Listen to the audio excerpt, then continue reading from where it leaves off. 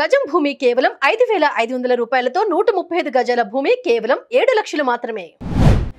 Successful గా నడుస్తున్న ఉచిత బస్ జర్నీ. గ్యాస్ సబ్సిడీ పథకం కూడా అమలుకు సన్నాహాలు. విధి విధానాలను ఖరారు చేస్తున్న అధికారులు. ఈ నెల 28 నుంచి అందనున్న కాంగ్రెస్ సబ్సిడీ.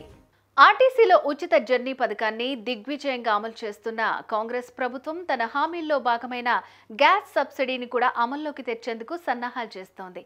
ఈ నెల 28 నుంచి పథకం అమల్లోకి తేవాలని భావిస్తోంది.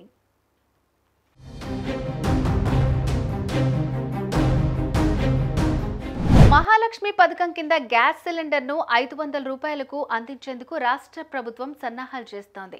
కాంగ్రెస్ పార్టీ ఆవిర్భావ దినోత్సవం నాటికి ఆ పథకం ప్రారంభించే దిశగా ఏర్పాట్లు చేస్తోంది. తెలంగాణ రాష్ట్రంలో 1,20,00,000 గ్యాస్ కనెక్షన్లున్నాయి. వీటిలో మహిళల పేరుతో 70 లక్షల కనెక్షన్లు ఉన్నట్టు లెక్కలు తేలాయి. అటు పథకాన్ని పకడ్బందీగా అమలు చేసే దిశగా సివిల్ సప్లై డిపార్ట్మెంట్ అధికారులు గైడ్లైన్స్ ను వేగంగా ప్రిపేర్ చేస్తున్నారు. ఈ పథకం అమలు కోసం ప్రభుత్వం మీద ఎంత భారం పడనున్నది అనే లెక్కలు కడుతున్నారు. రాష్ట్రంలో నెల 60 లక్షల గ్యాస్ సిలిండర్లు డీలర్ల నుంచి వినియోగదారులకు చేరుతున్నట్లు తెలుస్తోంది.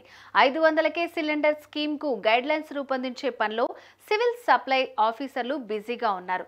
కుటుంబ యూనిట్ గా తీసుకోవాలా లేక మహిళల పేరుతో ఉన్న కనెక్షన్లకే సబ్సిడీ ఇవ్వాలా అనే దానిపై ప్రధానంగా చర్చ జరుగుతోంది.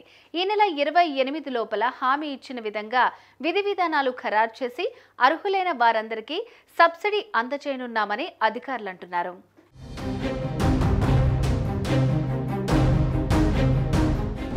అటు ప్రతి గ్యాస్ కనెక్షన్ ఈకేవైసీ చేయించుకుంటేనే సబ్సిడీ వస్తుందన్నది కరెక్ట్ కాదని కేంద్ర ప్రభుత్వం గ్యాస్ కలెక్షన్ల వ్యవస్థను ప్రక్షాళన చేసి ఫ్రెష్ రికార్డులను తయారు చేసేందుకే ఈ ఈకేవైసీ చేయించుకోవాలని చెప్పిందని డీలర్లు అంటున్నారు.